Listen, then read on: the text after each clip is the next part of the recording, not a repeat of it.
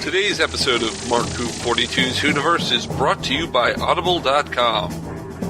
Get a free audiobook download and 30-day free trial at www.audibletrial.com/Mark42. There are over 150,000 titles to choose from for your iPhone, Android, Kindle, or MP3 player. You lucky guys. That's www.audibletrial.com/Marku42. And now, here's the show.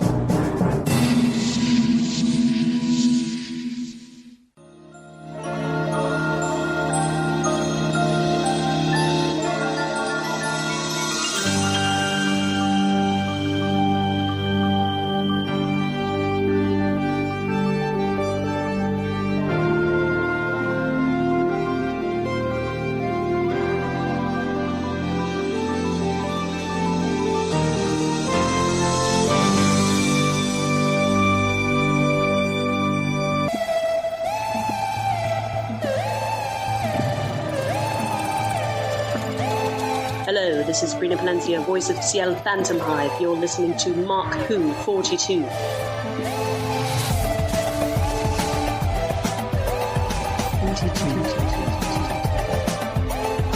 Welcome to Mark 42. That's right, Mark 42, Doctor Who on Krypton Radio. I'm your host, Mark-Baumgarten, and with me, as always, are... Christian-basel. And brandi-bachle. Well, welcome to our show. We're going to have a good show for you. We're going to go beyond the WHOniverse. And we're going to have an interview with Brina Palencia, who is a voice actress. She does a character on Black Butler as well as many other shows. So it's not going to be Doctor Who interview, but it's going to be a fun interview, and I'm sure you should stick around for it because I think you'll have fun. But first, let's go to some real Doctor Who stuff with...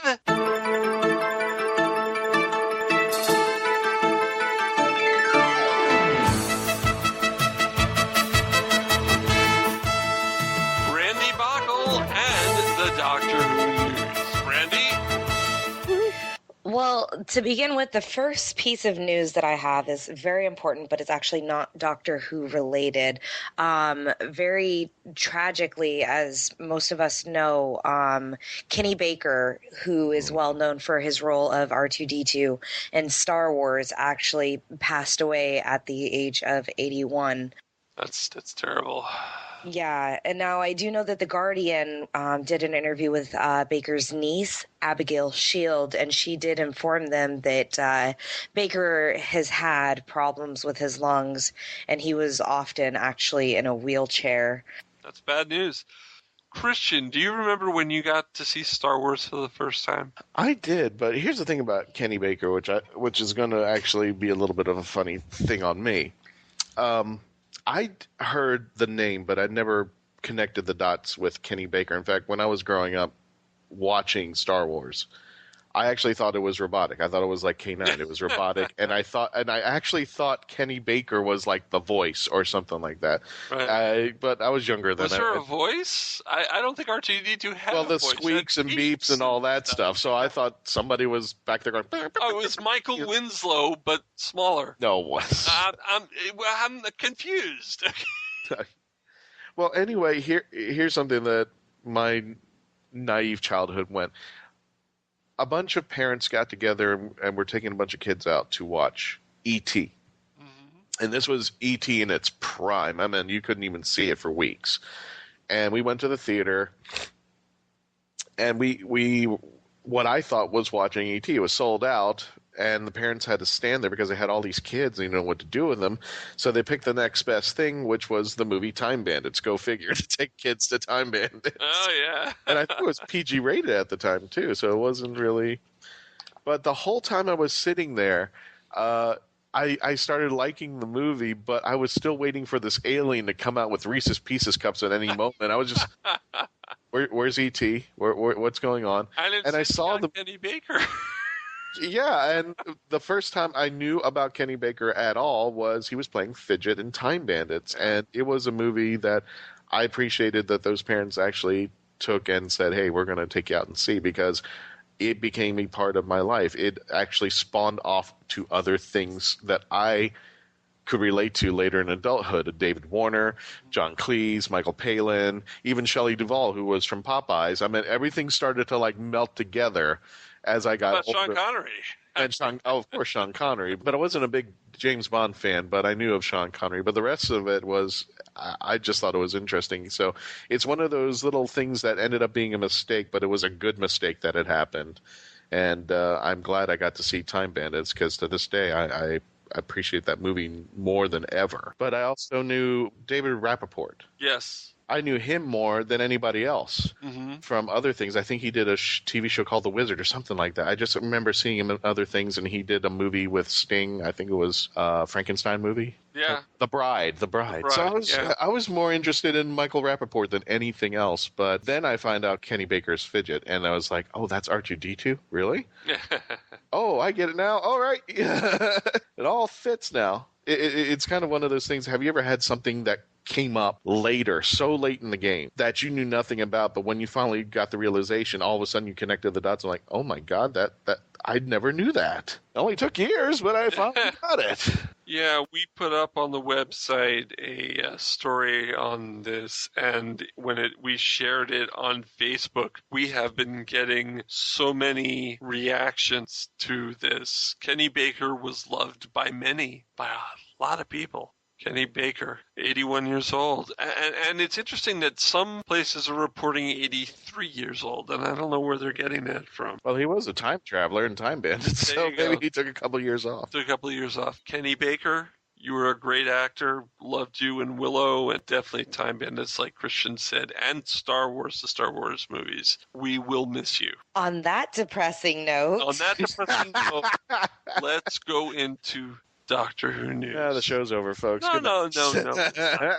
If the show is over, they wouldn't be sticking around for Brina. So let's keep going. This is true. It's true. All right. So going back to Doctor Who news, actor Ralph Little actually released a cute little video. It's him in the TARDIS denying that he's going to be taking part in the next series of Doctor Who. A lot of people may know Ralph Little from the Royal Family. Yes. Or 2 pints of lager and a packet of crisps. Pack of the crisps, yeah. Sure, that lasted 8 series. That was a long-running show. Yeah, now he also did voice the character of Guy Fawkes in the Doctor Who online game, The Gunpowder Plot, back from 2011. I did not know that.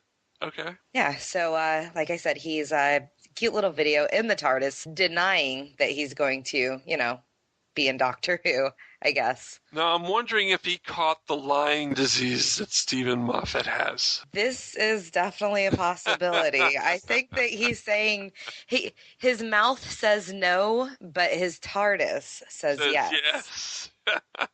All right, so those who are fans of the Doctor Who TV movie from 1996, the one starring Paul McGann, it's actually going to be released in Blu-ray in September. Woohoo!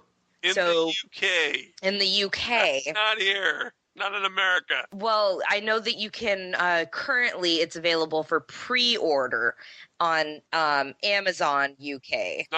£19.99. But if you want to meet the people who were in the Doctor Who TV movie, I'm talking about Sylvester McCoy, I'm talking about Paul McGann, I'm talking about Eric Roberts, I'm talking about Yijit So and Daphne Ashbrook, you should definitely come to Geekinomicon in Oklahoma City, Labor Day weekend. Go to geekexpos.com and buy your tickets. It's going to be a great convention, and I will be a guest there as well, representing Mark-Who42. Take a drink, everyone, because that was a self-plug. Yeah, you lucky spud. Can I just be carry-on luggage while I'm going? By the way, folks, we're doing the news for the last 3 weeks because we haven't had a news show since 3 weeks ago. I'm just adding that in there. Yeah. Another piece of news is actually for the Doctor Who Legacy video game. Tiny Rebel Games and Seed Studio actually launched a new level pack for the online game Doctor Who Legacy. Bigger on the Inside Chapter 1 is the continuation of the pixelated saga that began last year, actually, with the free Bigger on the Inside prologue. It sees all of the doctors facing dire threats as an unknown virus invades the TARDIS. It's a 31 level premium pack for the game. It only costs $4.99 in US dollars, and that allows players to get 31 new levels as well as 20 new pixel costumes and the allies associated with those costumes. I'm going to have to start playing Doctor Who Legacy. I actually downloaded the free version about 2 or 3 years ago, and I never actually played it. But I hear from people it's a very good game. It's addicting. I actually had to stop. I mean, I still have the app, but I don't even play it anymore. And nothing against the Legacy team or anything. I mean, like, I don't have time. Is it a role-playing game or is it a puzzle game? It's a puzzle game. It's a puzzle game. Yeah, puzzle. Okay. I could not do it. It was like Angry Birds. After a while, I was like, oh, I'll be playing Angry Birds starting at 10 a.m. and like 3 in the afternoon. I'm still trying to get this one level. I'm like, Jesus, I could not do it anymore. Sure, your boss is like that. Yeah, that's exactly. Well, what stays on my phone? What happens on your phone? What happens on my phone stays on my phone. Yep. We don't go any further than that. I tape record our messages, by the way, so it's not actually true. Yes. Yeah. Brandy? The latest Doctor Who magazine, special edition, it's actually called On Location, is a 100-page special that was just released, and it includes interviews with Spencer Chapman, which was the designer, the Dalek Invasion of Earth, a production manager, Margaret Hayhoe, location manager, Nikki James, and another location manager, Ewan Roberts, and also the producer, Marcus Wilson. I remember when Target released a book back in the 80s, which was about location filming, and I think it was written by an American, and it was the book to read if you wanted to tour England and go to the locations. I think I had a copy at one point, actually, Traveling with the Doctor or something like that. But it was a good book, and definitely you should pick up this Doctor Who magazine special edition if you want to do the same. And to be honest, I'd like to read about the locations and the production work on Dalek Invasion Earth. So this sounds like a good buy.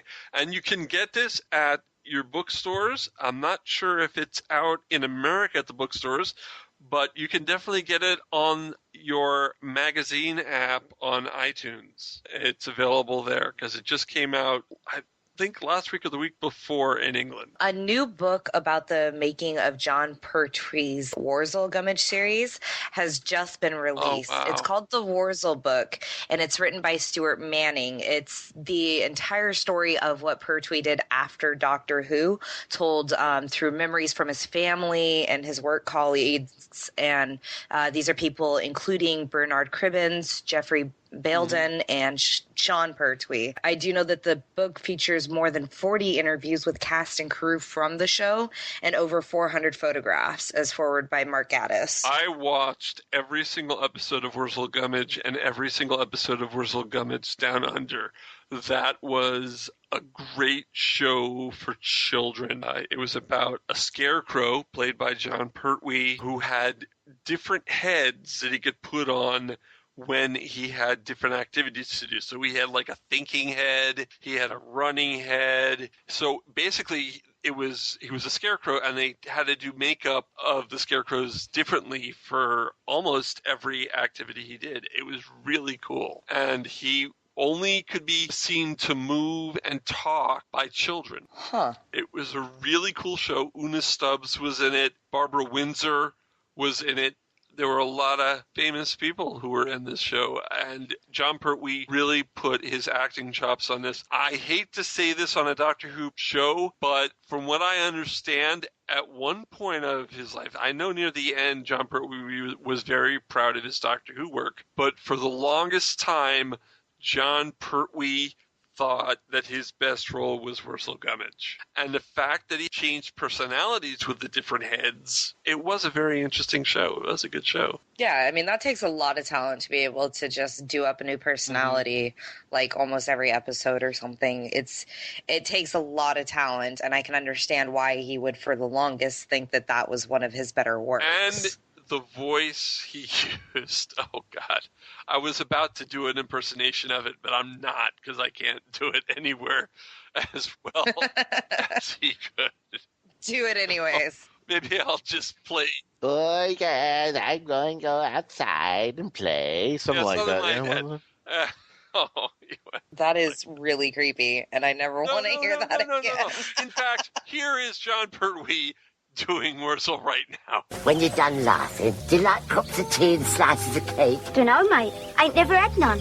Never had a cup of tea and a slice of cake? Slice of cake and a cup of tea? No, me being a model, see? I gotta keep thin. Yeah, well, you ain't the muggle now, is ya? He's a scarecrow. So you come along with me, and I can give you all the cups of tea and slices of cake you can handle. You are kind. What's your name? Wurzel. Wurzel Gummidge. So, yeah, Christian, you were kind of close, but no cigar. Yeah, I'll leave that to him. It's fine. I got to get that book. You do. On the topic of books, Peter Davison's autobiography will be published in the UK on the 6th of October this year, 2016. The book is now titled, Is There Life Outside the Box? An Actor Despairs. And it looks at the life and career of the Fifth Doctor, and it's going to be published by John Blake Publishing, Ltd. The working title for the book was The Fifth-ish Doctor. I like the title they came up with now. I like this title better. Yeah. And that book is actually also available for pre-order on Amazon. And then also a new family comedy featuring Colin Baker is getting released later this month. It's called A Dozen Summers, and it's narrated by the Sixth Doctor and will have its official DVD release in the UK on August 15th. The DVD is going to include a special behind-the-scenes featurette entitled In the Studio with Colin Baker. That DVD is also available for pre-order on Amazon. Oh, cool. On Wednesday, August 10th, the continuing adventures of the 9th, 10th, and 12th Doctors and Titans ongoing comic book series was released. The 10th Doctor Volume 3 softcover also arrives in comic stores. You know, I love Titan Comics. I think they're doing a great job. IDW did a great job, and now Titan's doing it. I really feel very happy that there are so many Doctor Who comics out there. There's a 4th Doctor limited series. There's a 9th Doctor comic. There's a 10th Doctor comic. There's an 11th Doctor comic. There's a 12th Doctor comic. There's Supremacy of the Cybermen, which is a 4-Doctor 9 through 12. They're just releasing so many comics. I can't wait till the day when they're releasing 12 Doctor Who comics a month plus specials. That's what they need to do. Oh, that would be fun. Then everyone stop buying your DC and Marvels and only buy your Doctor Who comics. That's my word of advice. Well, I'll stop buying my DC. You won't stop Marvel? No. Why would I stop Marvel when I could buy Doctor Who and Marvel? Well, if you have the money to do so, go right ahead, Brandy. I'm just saying, for those who are cost conscientious, $3.99 times 12 is quite a lot a month. I'm just saying. Yeah, I guess. Doctor Who magazine actually increased its circulation in the first half of 2016 as compared with the same period of last year, 2015, according to the figures released. In the period of January to June 2016, the magazine had officially certified circulation of 25,832 copies, which was up from 25,663 in the first 6 months of the previous year, 2015. Now, as expected, the figure is slightly down from the July to December period, as the circulation is usually higher while the show is in transmission. So since we have no Doctor Who this year, the circulation is slightly lower. I seem to suffer the same thing with Mark Who 42 books. The fact that Doctor Who isn't on, we have no Netflix, we have no Hulu. No one is buying. Another shameless plug. Shameless plug. It's not only that. I mean, that's the natural progression of things, because when you don't have a series out there, when we went to the conventions, it's not that people didn't have a love for Doctor Who, but that wasn't the end thing. What were the things that were coming out in packs? It was Harley Quinn cosplayers. It was Deadpool cosplayers. It's always going to be for what that moment is coming out over there. And unfortunately, yes, Doctor Who being taking a year off, everything kind of goes off to the side for a little bit. But when we get rebooted back in December for the Christmas special and have a new series, that'll take off. You'll start seeing those people cosplaying Doctor Who's and such like that. But you got to keep in mind, it kind of is a popularity contest. Yeah. It's what's going on at that moment. That's big, and Doctor Who will come back. It just has to actually run a series to do that. But but see, I would think that with no Doctor Who this year, people would want to engage in more not televised Doctor Who stuff. For example, Big Finish audiobooks, I've been picking up on them hardcore because I have no Doctor Who this year and I need my fix. So I would think that with no Doctor Who this year, that everybody would be scrambling to find it where they can get it. But then again, not everybody's a junkie of Doctor Who like I am, I guess. Well, I don't think it's necessarily a junkie. It is what's going on at that time. I bet you if for some reason when David Tennant was at the height of his career, when Matt Smith was going on an international tour, people were coming out in droves wearing their pinstripe suits and their bow ties and all of that. When you take a recession like this, you, me, Mark, everybody else who are junkies, we turn to the Big Finish audios and such like that. Other people will convert to their other geekdoms. They'll go to the Star Wars because The Force Awakens just came out, or they'll go to dress up as Harley Quinn because Suicide Squad came out. I think they still go for the popularity and such, but like I said, I'm not worried because Doctor comes back in December with a whole new series next year, so I think you'll see them come back as soon as the Doctor comes back. Yeah. I hope so. Me too. I don't even care what I see as long as the Doctor comes back. Exactly.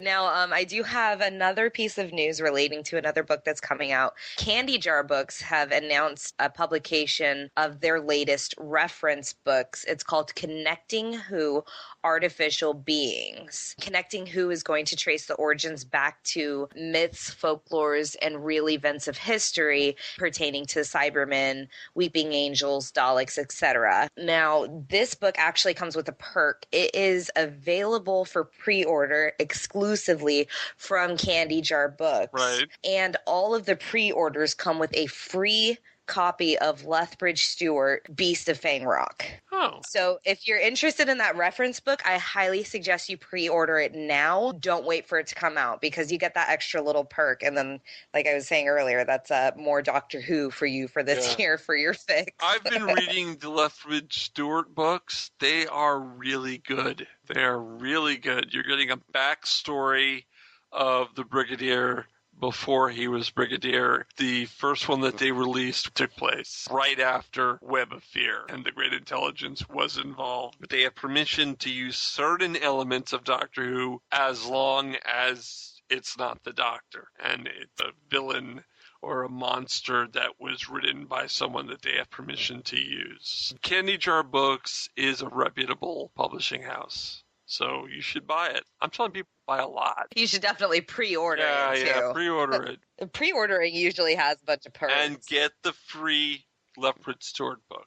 Anything else? Congratulations to the Doctor Who Club of Australia. They are celebrating 40 years, and they're actually having an event in Sydney next month to celebrate that 40-year anniversary. Anthony Howe, Dallas Jones, and Carrie Daughtry are going to be holding a dinner in honor of their 40 years on the 21st, which is going to be exactly 40 years from when the club was founded. Oh, All right. That's pretty epic for a fan club. Yeah, good day. To hit 40 years strong. You know, there's another fan club that hit 40 years last year, and that would be the Doctor Who Appreciation Society. Isn't that right, Christian? Yeah, they've been around for. I remember the first time I heard mention of them off and on. I knew they were an organization, but I didn't really hear it publicly until there was a video going around. And I don't remember the TV show, but they had.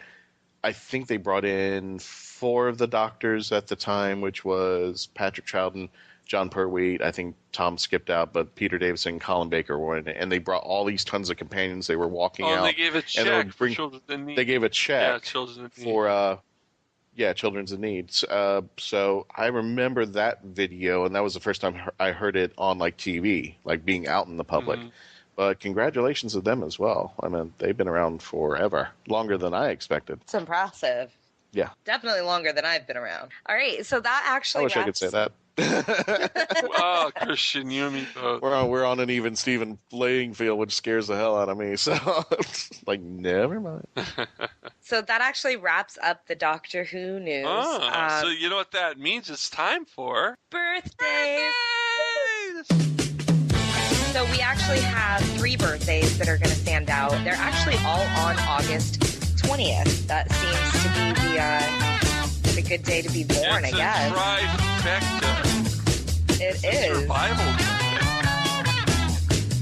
So we have on the 20th of August Anthony Ainley, who of course played the Master. Unfortunately, he's no longer with us, but yes, it is his birthday on the 20th. Who else? Sylvester McCoy, 7th Doctor himself, and a great guy. and Sophie Aldred. My girlfriend, Ace. No, well, used to be my girlfriend. My girlfriend would kill me now. No.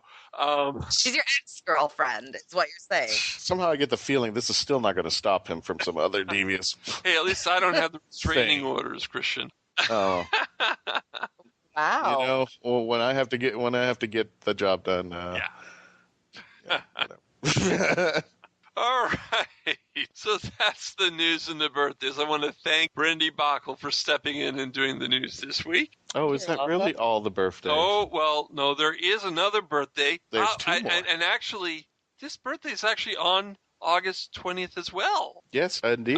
It's Barnaby Edwards. Barnaby Edwards, but I wasn't, Barnaby Edwards.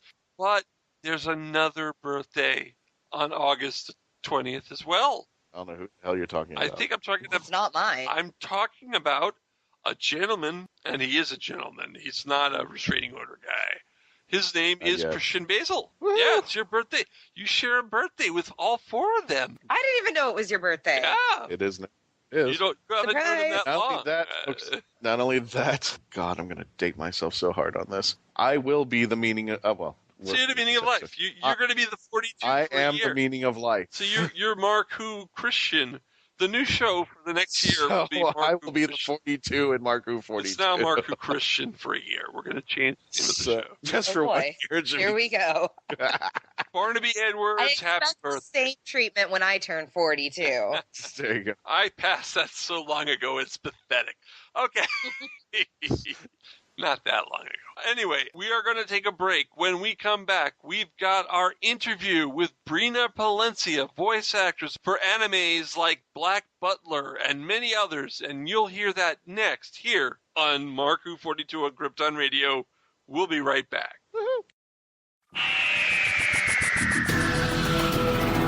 Hello, I'm Nicholas Briggs, The voice of many monsters on Doctor Who. and executive producer of Big Finish Productions. And I'm pleased to announce that Mark Who 42 Books have joined forces with Big Finish to bring you Big Finish Audio. There's this fellow who calls himself the Doctor, and he says he has saved me, and we are in his time machine. You're all right. I think I've broken something. What about you? Yes, I'm fine, thanks. I don't think I broke your fall. Oh, sorry. Mark Who 42 Books will now offer to bring you the best in Big Finish Audio. But why are they here? How do you do? I beg your pardon? Oh, no need to. I'm the Doctor, and this is... I am Leela. By all means, please do come out to play, Doctor. I'm waiting for you. To find where Mark Who 42 books will be, go to markwho42.net or on their Facebook site at markwho42. What are you saying? They fizzled in somehow, like the TARDIS? Yeah, transmat from another dimension. The TARDIS doesn't fizzle. It's more of a... Also go to markwho42.net and download my interview with the team. You're executive producer at Big Finish Productions. Correct. Correct. Is this a quiz? Mark Who 42, taking you to the Whoniverse and beyond. The voice of Christian-Basel, take one.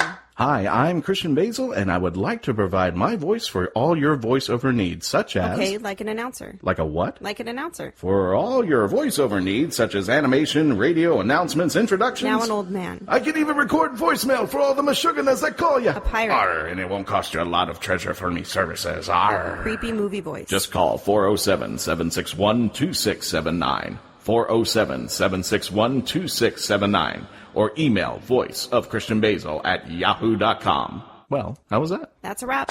Hi, folks. This is Christian Basel, Mark Who 42, and if you've been lucky enough to catch us at conventions and wondered how you could hire us to come to your convention or special event, simply go to Heroes on Hand, click the podcast icon, and click the icon for Mark Who 42. On our page on Heroes on Hand, you can actually click the button that says click here to book Mark Who 42 for your next event, and that's all you have to do. Once again, if you want to hire us for your next event, simply go to heroesonhand.com, click on podcast, click on our icon, and click the green button to book us for your next event. You're going to love us. We'll see you there. Hello, this is Barnaby Edwards, coming to you fresh from Skaro, where I am the BBC's principal Dalek operator. And I'm coming to you on Mark Who 42, which is not quite a haiku. Welcome back to Mark Who 42, taking you to the Whoniverse and beyond. And I have the honor of having a very special guest today from The Walking Dead, or at least The Walking Dead video games, as well as a voice actress herself in her own right. Ladies and gentlemen, I would like to introduce you to Miss Brina Palencia. How you doing, Brina? I'm good. How are you? Not bad. And joining me during this interview will be the lovely brandi-bachle. How you doing, Brandi? I'm doing wonderful. Thank you. Brina, for those of our folks in the audience who might not be familiar with you, can you tell us a little bit about yourself? Well, I'm primarily known for my voiceover work. I do a lot of anime. I play Chopper in One Piece, Ciel Phantom Hive and Black Butler, Holo and Spice and Wolf. A lot of characters, Juvia in Fairy Tail, and I've been in quite a few video games. I play Mad Moxie in Borderlands, is probably the most notable. I also play Melka in Battleborn. And in the two Walking Dead video games that I'm in are Walking Dead Survival Instinct, and the most recent one is the Telltale Michonne series. I played Paige in that one. But yeah, if you just IMDb me, I've done a lot of voiceover. I think I've definitely been in over 100 titles. I may have been in like 200. I'm not sure. So somebody who's been playing video games or something like that, they've got to have heard you somewhere along the way. Maybe not necessarily in video games, but for sure in anime. That's definitely an anime, like Dragon Ball Z and such like that. Yeah, in Dragon Ball Z, I played Chaozu and Poir. Now, you were talking about Black Butler? Yes. That seems to be the rage now. And if I'm not mistaken, I think Brandi knows a little bit about this. Can you tell us a little bit about Black Butler, how it started and how you got into it? Well, I mean, I auditioned for it. I had been working at Funimation for several years. Everybody that had been working there for a while auditioned for it. It's definitely my favorite role that I've ever gotten to play in anime, just for the fact that I've done it for so long now. We just released Black Butler, Book of Circus, and Book of Murder. Book of Circus is by far my favorite iteration of Black Butler. The reason I like Ciel so much is that he's such a complicated character, and he goes through so much growth. I think, especially with episodic shows, people have a tendency to, or writers have a tendency to put a character just in a box, and they just sort of stay in that box, and there's not a whole lot of growth. But I feel like with Ciel, he learns a lot about himself and becomes a stronger and stronger and stronger person throughout the show.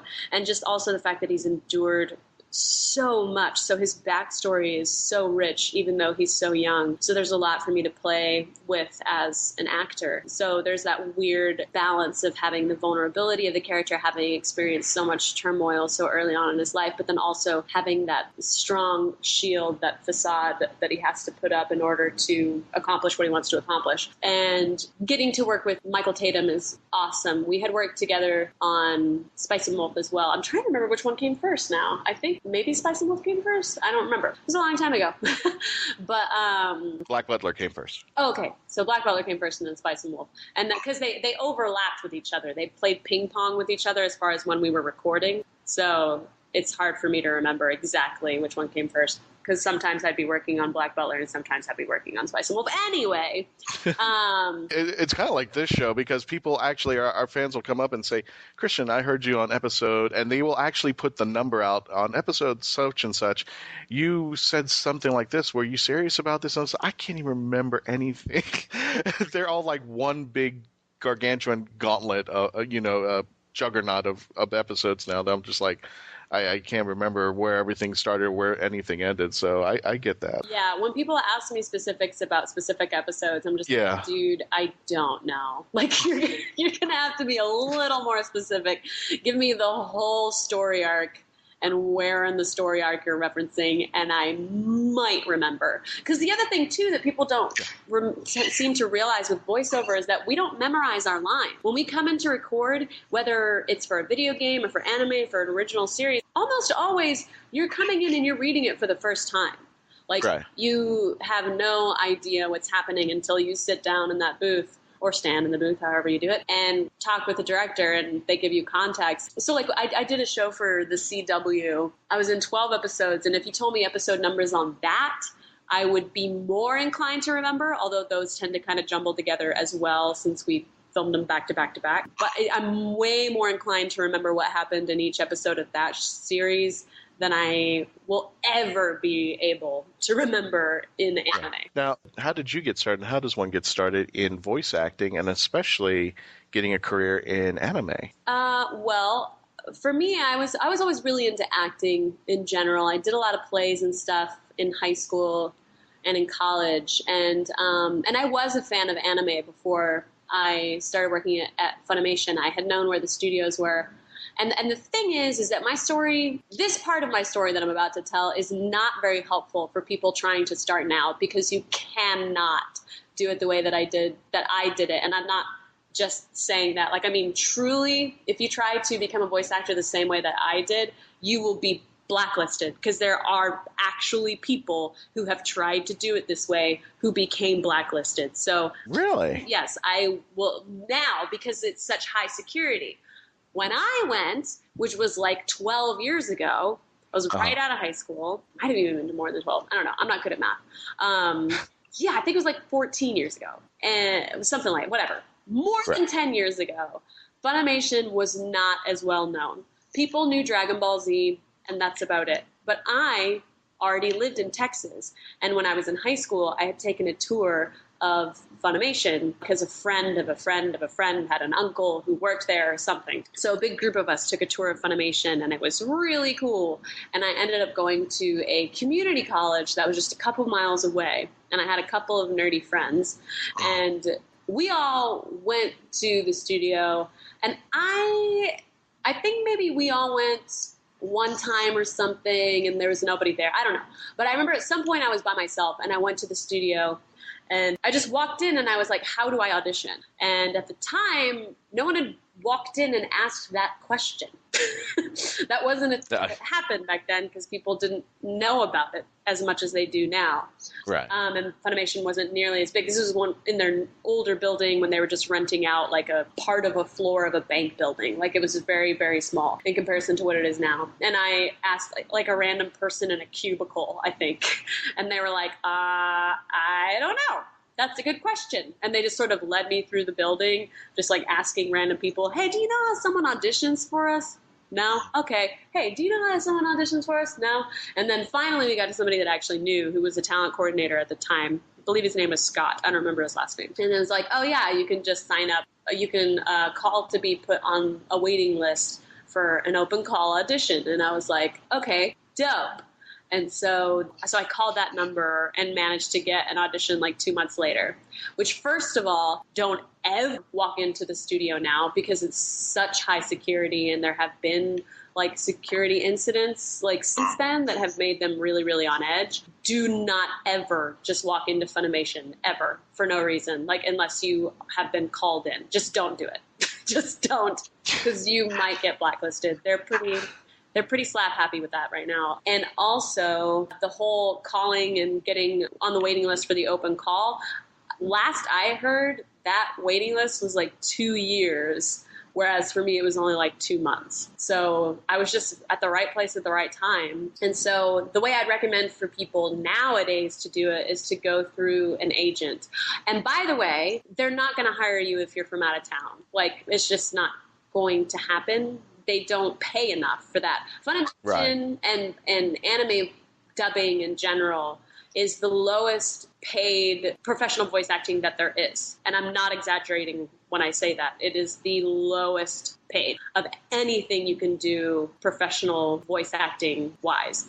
So they're not going to pay for you to fly out to put you up. So if you wanted to be a voice actor, you need to be in a place where they actually do it, for one, especially if you want to be an anime voice actor, because there's no anime studio in the United States that will fly anyone ever. I know that for a fact. So you have to be in the places where this stuff is happening, which is either Dallas, Houston, New York, or LA. Maybe Chicago has some stuff. I'm not really I don't think so. I know they have voiceover, but I don't think they have anime. So you need to live in one of those places. Now, if you're super young and you're like, I live in Ohio or something, and you're like, but I want to be a voice actor. What you should be doing is act like crazy. Do as much acting as you possibly can. Do on-camera stuff, do on-stage stuff, which I know there's like community theater opportunities. There's opportunities at school sometimes. Like, take advantage of those opportunities. I know it feels like you're not doing what you want to do because you want to be a voice actor. It's just like, well, I don't want to use my body. Well, guess what? The operative word in voice acting is acting. If you don't know how to act believably on stage or on camera, you will not do it believably behind the mic. It's just a fact. Any voice actor will tell you, you have to be an actor first, and then the voice comes second. That's actually interesting because we've interviewed a lot of talent who've come across us, and they said when they were auditioning for something like, let's just say, for an example, horseback riding, I believe we had somebody who said, yeah, I know about horses. We go out to a farm and everything. And as soon as he got the gig, he was like, okay, I don't know how to horseback ride. Yeah, I mean, So he got the job, but anyway, they had to show him. So yeah, there's a certain element of being able to like bluff, but the thing is, you have to be ready for them to call your bluff. Like, for example, I do play ukulele, but I don't play it like crazy well. But I put on, if someone asks me like, oh, are you comfortable with ukulele? I'm not totally comfortable, but I do know I can like play shows and stuff. So if someone asks me, are you comfortable playing ukulele in front of people? I'll just say like, yeah, absolutely, done. And then I'll just practice my ass off until I get to that point that I have to do the actual show. So like stuff like that where you'll have time to figure it out, which with on camera and a lot of acting opportunities you won't, because it's like the next day that you have to come in and do it typically. So yeah, anything that you do, you got to be able to call the bluff. I'm a terrible dancer. If somebody asked me in an audition, are you a good dancer? I would say no. Absolutely not. I'm not. I'm really not. Whenever I was doing Starcrossed for the CW, there's an episode where my character joins the swim team. And when the showrunner told me that was happening and she was super excited, I laughed hysterically and said, that's funny because I don't know how to swim. And so but because of that, they got me a swimming coach. So if you're honest, like you just have to trust that the rest of your craft is there. Like that's why it's like, yeah, you want to have as many skills as possible, but you want to be really, really good at acting first. Because as long as you're a really good actor, and if the show has the budget, they'll teach you how to do the other stuff. They'll figure out a way to teach you how to do the other stuff, as long as the acting is there. Now, out of all of your voice performances, which one stands to be your favorite? that you've done? Well, I mean, definitely CL. I said that earlier. But there is another one that has probably the most emotional sentimentality. What word am I looking for? Sentimental. It's the most sentimental to me. Playing Natsuki in Summer Wars was really cool because, you know, in that movie, I don't know if you guys have watched it. I'm sure some of your listeners have watched it. But it's within the movie, the relationship between my character and her grandmother is very, very important. And I was raised by my grandmother, and she had passed away a couple of years before we did the dub. And so I dedicated my performance to her. So it was a really, really cathartic recording session. How easy is it, or how are you able to change your voice to the different characters? You know, it depends on the character. CL was only difficult for me because of the accent. Like learning the proper English dialect was really hard for me at first because I had done it a little bit, but I wasn't at a professional level, I felt, with it yet. So I was practicing with it every morning. Like there's a good example of something like, hey, can you do an English dialect? And I was like, I think I can learn. So I wasn't like, yeah, I'm perfect. I was just like, I think I can learn. And then I did my best in the audition, and they were like, all right, watch Jane Austen films and practice the dialect more, and then we think you'll be on. So every morning before I would go into my session, I would watch a Jane Austen film, and I would just repeat every line that I heard and try to mimic the accent as well as possible. And like after the first couple of weeks, like I remember there was one session where it was just like everything hurt. My mouth and my jaw and like every muscle in my head hurt, and I was just so tired and exhausted, and I didn't even feel like I could speak. Like I was too tired to just speak normally even. And so I was just like, oh man. And thankfully I didn't have to record again until I think it was a weekend or something. I had a couple of days off, and then I came in again at the next session, and suddenly it was like, oh, this is no problem at all. Like, this is easy. Because I built those muscles or whatever. So that was physically tiring in the beginning, but then it got really easy. Priscilla in Claymore is a character that I'm really glad I got to do, but I will never do a character like that again because it thrashed my voice whenever she, spoiler, accesses her Yoki power and all that stuff, like demonizes out. Oh my God, that destroyed me. I can imagine. I'm a huge Claymore fan, so I can only imagine how that would work on your throat. Yeah, it's a really cool show. So like I said, I'm really glad I got to be on it. But when I read stuff like that in a character description now, I'm just like, not reading that one, next one. Like, I'm real picky about what characters I do that scream. It's got to be really worth it if it's a screaming character for me now. And typically if it's higher pitched, like Chopper in One Piece, or even Mineta in My Hero Academia, which is a newer one that just came out. They're both fairly high, even though they scream all the time. There's something about the higher register, maybe because it's not my natural register, or maybe because I'm a soprano, I don't know. There's something about the higher register that it doesn't wreck me as intensely as having to scream, even in CL's voice. When CL has to scream, I don't like it. Or if I have to scream like in my natural voice, anything like that, I try to avoid. Now, you've been doing Chopper for quite some time, and that's actually probably where most people would know you from. Now, when you learned that you were going to do the voice for Chopper, what was your first impression of Chopper's character? Well, the One Piece auditions were very different from the typical voiceover audition in that usually when you audition for something, you record the audition and you either get a call or you don't. End of story. Whereas with Chopper, it was a really intense process. For one, they had a scene lined up that they let you watch beforehand to try and voice match the Japanese seiyuu as much as you could naturally, which they never do. Typically, it's just a picture of the character. And then we also had to do several callbacks, and we had to get approved by the Japanese producers.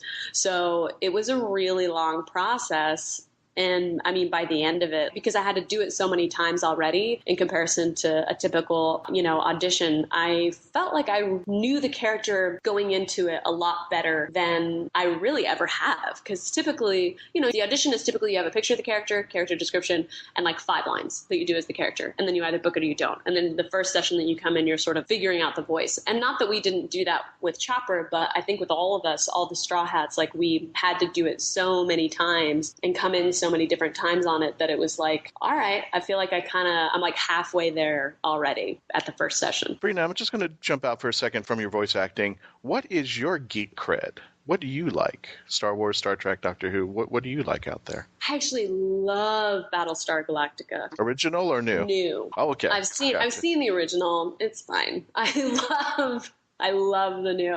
And maybe it's because I watched the new first and then watched the original. Right. I don't know. But I love Battlestar Galactica. I do watch Doctor Who. I've seen a lot of the Tom Baker episodes. I've seen every Eccleston episode and every Tennant episode. And I've seen quite a few of the Matt Smith. I really want to see the newest guy. Peter Capaldi. Yep, that guy. Peter Capaldi. So who would you say is your doctor? I would say David Tennant. I know that's like super. No, it's fine. We've told a lot of people like, well, it's David Tennant, but I know people. And it's like, no, David's in there. So I mean, there's no bad doctor if you like one or the other or all 12. It's followed a very close second with Christopher Eccleston, though. I really, really loved him, and I actually hated Tennant for the first few episodes. It wasn't until Girl in the Fireplace that I was like, I love you. Well, you're getting, I think, the feeling that every person who starts off with Doctor Who, when the new guy comes in, it's like, you took away my old doctor, how dare you? And then within 2 or 3 episodes, like, I like him. This is my new doctor. This is the guy. I miss the old guy, but hey, this is the current one. So you're going through the cycle of regeneration, that what everybody's called it, where they hate the new doctor, but they kind of, because they took away their old doctor, and like, yeah, I can get used to this. So yeah, Capaldi is phenomenal. I think he's wonderful. It's funny you mentioned Battlestar Galactica, because we just had Infinity Con and they had an all-star cast of Battlestar Galactica, including Edward James Olmos and Richard Hatch. So this, I'm sorry you missed it. Jeez. But yeah, they had the cast out there, and just like, well, I wish we could have told you earlier. I've done conventions with some of the cast members before, but I remember there was one convention, and I am so not like, I'm not the kind of girl that like swoons over pretty boys at all. But there was one time I was at I can't even remember what convention it was, but they had all of the male actors were there. It felt like it was like the guy who played Apollo and Gaius, and like it was all of the younger like hot guys. And like I was signing at my table, and I like look up to hand somebody the print, and like it was like they just walked past my table, and I swear to God, a wind machine started like right as they were walking past, and like the heavens opened up.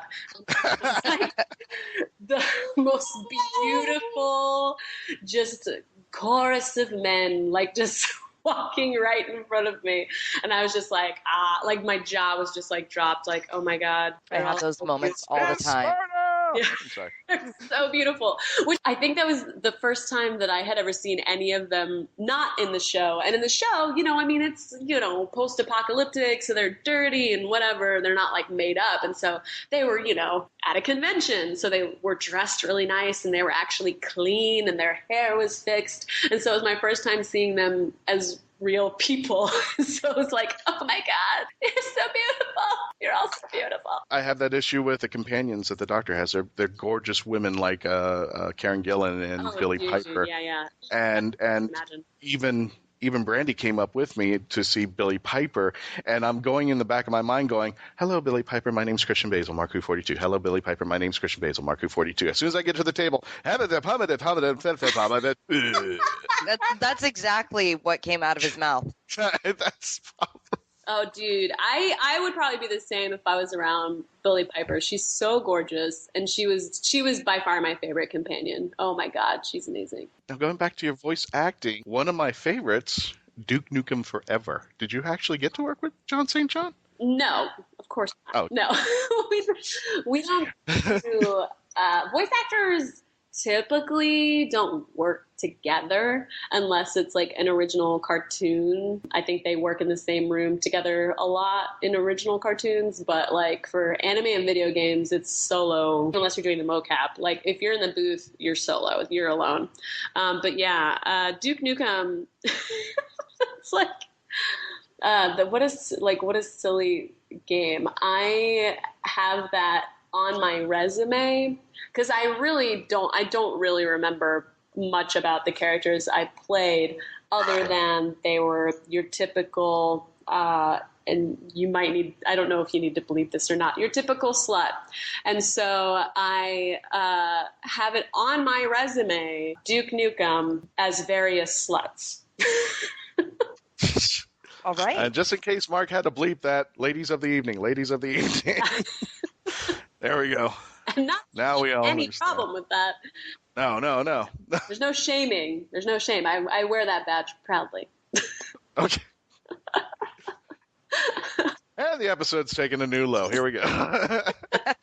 And you also did the Walking Dead Survival Instinct. Is that correct? Tell me more about that. Yeah, that was quite a while ago. That one I played various characters, and that was like a whole lot of dying, basically.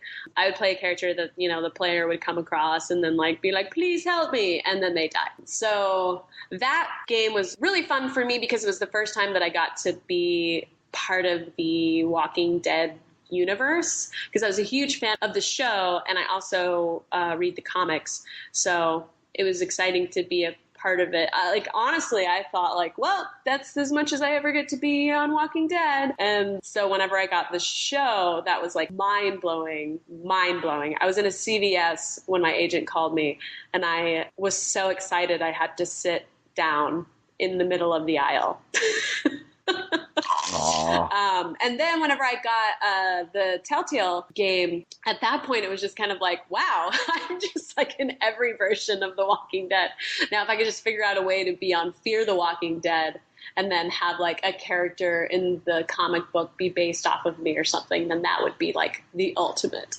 And Brina's just walking around. Yes, I am the queen of Walking Dead. I've done everything. Yeah, everything. Everything's been encompassed here. Yeah. And for those of you who weren't at Florida Fandomania, check out our album, either The Legend of the Traveling TARDIS or Mark Who 42. We have a beautiful picture of basically all the Walking Dead that premiered there. We have Jason Palco, we have Justin, we have, of course, Brina, we had Dahlia, and we also had our Walking Dead cosplayer extraordinaire, Cecil Grimes. And we also had the German guy, my favorite German Walking Dead cosplayer, Chris Twellman. He was out there as well, cosplaying Abram. So earlier, you were talking about playing ukulele. Yes, I play it. Can we get some of that? Can we get a little bit of that? Well, sure. I actually just started learning a very typical ukulele song. A lot of the songs that I play on the ukulele are just ones that I write. If you follow me on Instagram, I do anywhere from 15-second to 60-second songs. And a lot of times I'm playing ukulele, and other times I'm either doing it a cappella or playing piano. Or there's one that actually Michael Tatum and I collaborated on. Oh. And he's an amazing pianist, and he played piano and I sang. So if you want to see me play more, you can follow me on Instagram. My Instagram name is Brinakins, or I post videos on YouTube sometimes too. This is one that I'm learning, so I might screw up, but it's a classic. I'm sure you'll recognize it. I know you belong to somebody new, but tonight you belong to me. Although we're apart, you're a part of my heart. But tonight you belong to me. Way down by the stream, how sweet it will seem once more, just a dream in the moonlight. My honey, I know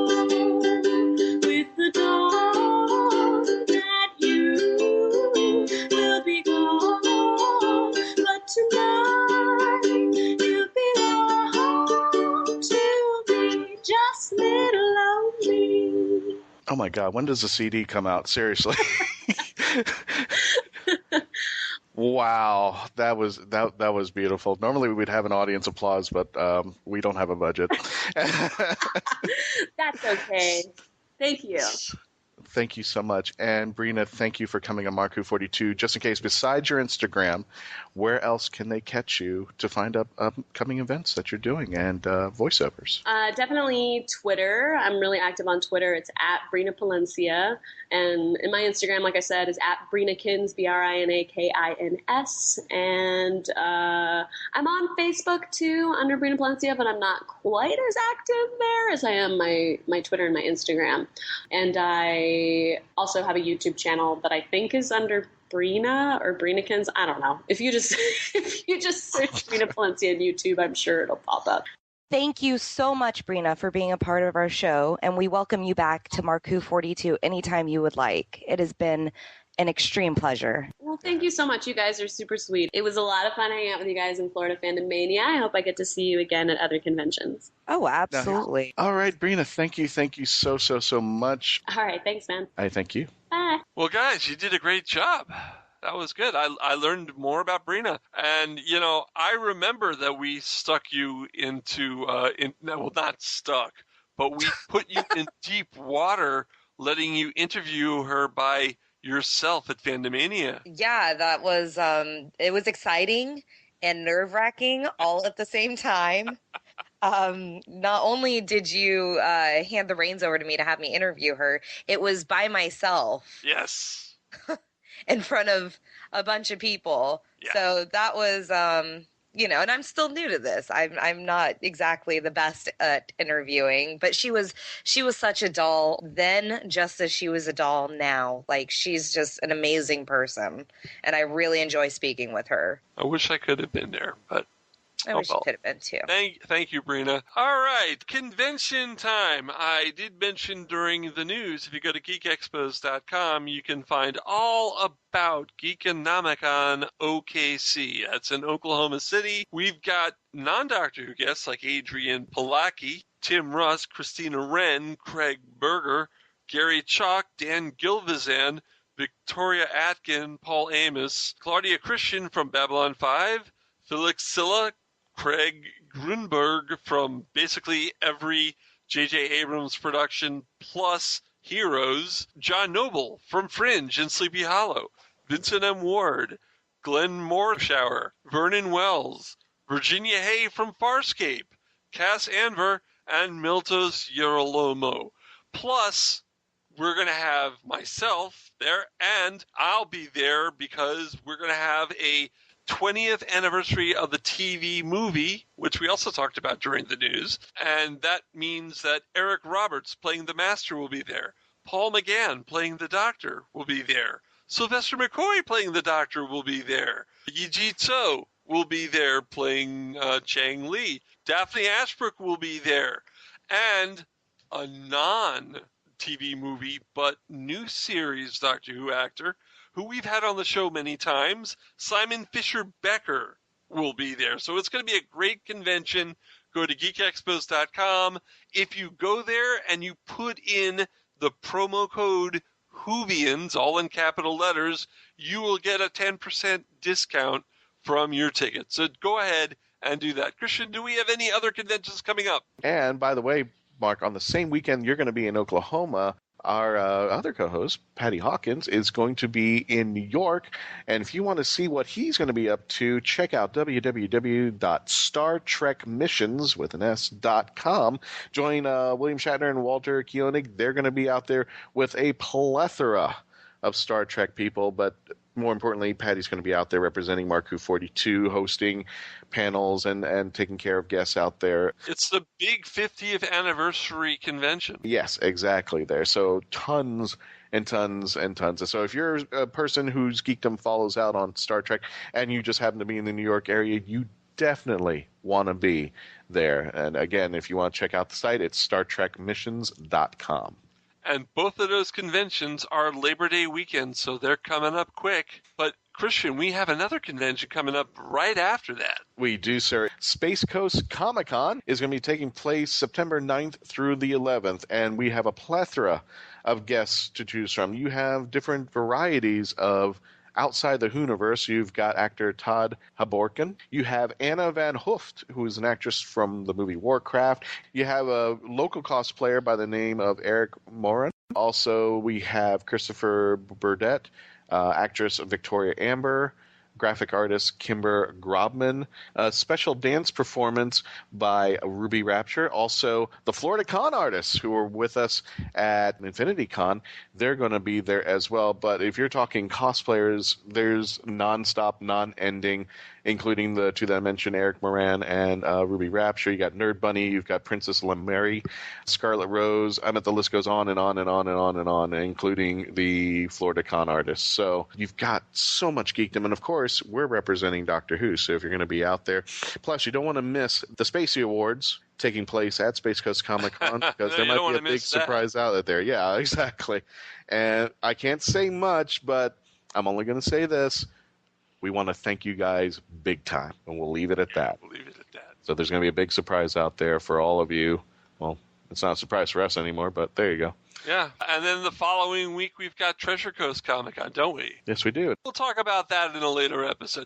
But be sure that we are going to be visiting a convention near you. If you want to buy Doctor Who items, I will be going there as a vendor, Mark Who 42 Books.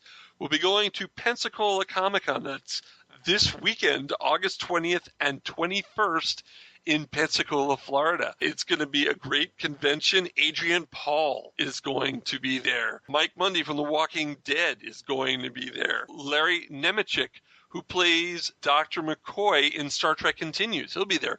Tim Russ, who, like I mentioned, is at Geekinomicon. Tim Russ is actually going to be at Pensacola Con, too. Dennis Rodman's going to be there. DMC from Run DMC. William Catt from The Greatest American Hero is going to be there. And Zach Galligan will be there. You remember Gremlins, guys? Yeah, those were two good movies. Go to PensacolaComicCon.com for more information, and I will be there selling Doctor Who goodness for you. You'll be able to buy books and sonic screwdrivers, Big Finish audios, all that good stuff. Doctor Who goodness. Doctor Who goodness. I love Doctor Who goodness. I love Doctor Who goodness too, not gonna lie. I'm not gonna lie either, but when you know me. So actually, wait, guys. Should we let the cat out of the bag? Because there is one more con. You should never keep the cat in the bag. That's a bad place for the cat. I think the cat needs to come out of the bag. Okay, are we ready for this then? I'm ready. Alrighty. Kids, we do have one more con confirmed, or at least we're in talks right now, and we've already confirmed that we will be there. Yep, we are going to be part of the first Megacon Tampa Bay, starring William Shatner, Carl Urban, and David Tennant. And also Billy Piper is going to be out there. So we will be part of a huge thing coming now to Tampa Bay. The very first, sponsored by Fan Expo. Yes, we will be out there hosting panels, doing our thing, and yeah, we'll definitely let you see you there. Alex Kingston's going to be there too. Yes, that's going to be taking place. So mark your calendars, October 28th through the 30th. So this is a happy Halloween for all of our fans out there who want to come and see us. Yep, if you want to cosplay, now's the time of the season to do that. Definitely. David Tennant, of course, will only be there on Sunday. So if you're going to pick one day to be there, if you can only go one day, pick Sunday. Right. And if you want to get your tickets now, it's megacontampabay.com. Definitely we will be out there to see you guys. So we are making a return trip back to Tampa in less than 2 months. We love Tampa. Tampa's a good place. And Tampa loves you. Oh, Tampa loves that. Oh. Okay, well, guys, that's all the time we have for this week's Mark Who 42. What do you think? How do you think we did, Christian? Yeah. Yeah, be brutally honest. Yeah, well, there you go. All right. So on behalf of myself, Christian-basel, and brandi-bachle, we'd like to say, allons-y. You'll listen to us next week. So long.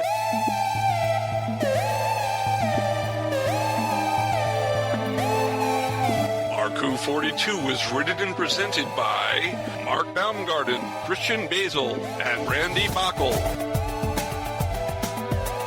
This episode was edited, directed, and produced by Mark Baumgarten.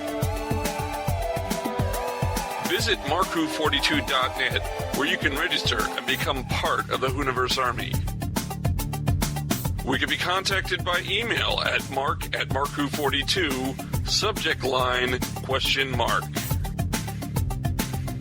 If you'd like a chance to be a guest on our radio show, send an email to our Media Relations Director, Christian-basel, at markwho42media@yahoo.com. You can have Mark Who 42 entertain at your next event or convention. Go to heroesonhand.com/markwho42. Space Coast Comics is a free monthly magazine found in over 120 locations currently throughout Brevard County, parts of Osceola, Volusia, and Indian River County in Florida, and soon to be available in Chicago. Follow them on Facebook to learn more.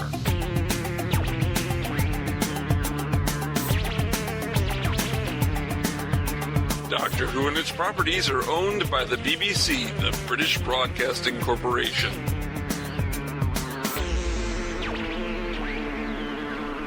This show is owned and copyrighted by Mark Baumgarten 2016.